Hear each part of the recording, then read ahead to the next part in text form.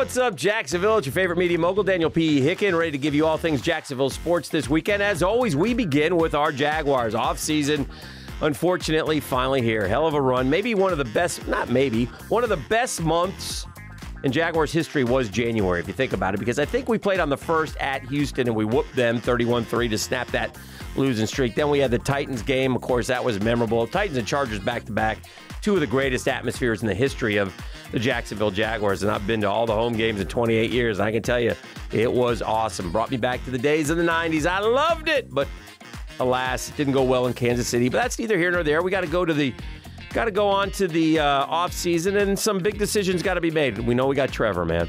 We know we got Trevor, and that's a great thing. And we got some Trevor on his rookie contract still this year, and we've got opportunities here now. You can't keep the whole band together. Of course, you say that early on, but then you talk about discounts. Professional players rarely give discounts. Evan Ingram gambled on himself for 1 year. Okay, you're not going to franchise Evan Ingram because that's just bad business. You either work out the deal or you let him walk. Juwan Taylor's an interesting case. You got Walker Little, but you need depth. You need guys. That's the one that I'll be watching closely. I think Ingram stays. Taylor, I don't know. I think he'll command a lot on the open market. Arden Key also is going to get some looks because he's had a couple good years back-to-back, okay? So he's going to make more than he was making. He's going to get a big raise. Can the Jags afford to give him a raise? I've laid out my plan. It's real simple.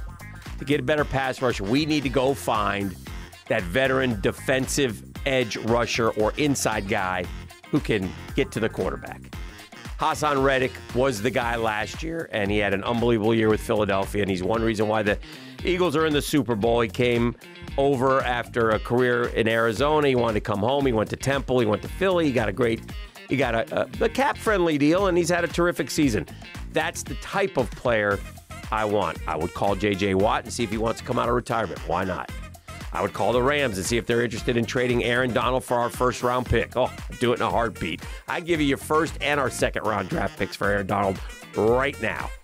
And then check with Aaron Donald to make sure his heart's still in it, by the way, and he's not coming just to collect a check. But if I could get Aaron Donald, as Tony Baselli suggested, at least looking into, why not? Why not? So that's what I think we got. I don't want another edge rusher with a 24th pick. I'm not interested in that. We'll talk more about the draft. Free agency comes up first, though. We'll see what the Jags do with their big three. All right. Hey, Gator basketball, tip of the cap. Great win, signature win for Todd Golden. Beat number 2 Tennessee. College basketball is crazy, but the Gators got it done this week.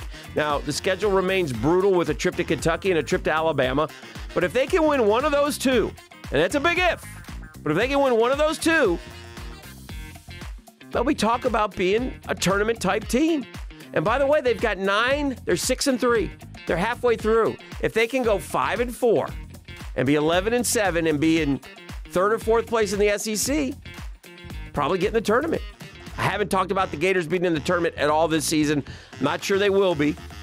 I think they're more apt to lose to one they're supposed to win than win one they're supposed to not win, if you know what I mean. But they did beat Tennessee, and that changed everything a little bit, I think. Hey, recruiting day is over, and FSU, forget what happened for the 2023s, but if you look at the 2024s, FSU currently 4th in recruiting. So Norvell, who's done so well in the portal, now hitting the recruiting and starting to work there. Florida, by the way, 6th. The bottom line is it's kind of early, so there's not that many kids who have already verbally committed. But nonetheless, good starts for both those programs. And then, of course, signing day yesterday. Man, I don't care what sport. I don't care what level. If you signed a national letter of intent, not an NIL, but an NLI, congratulations to you and your family, and make sure you kids hug your moms and dads and thank them, because I'm sure they spent a lot of money for you to get that. So anyway, congrats to everybody who earned some sort of college scholarship yesterday. That'll do it. It's all the time we have. We'll talk to you next week on Jacksonville's Weekend in Sports.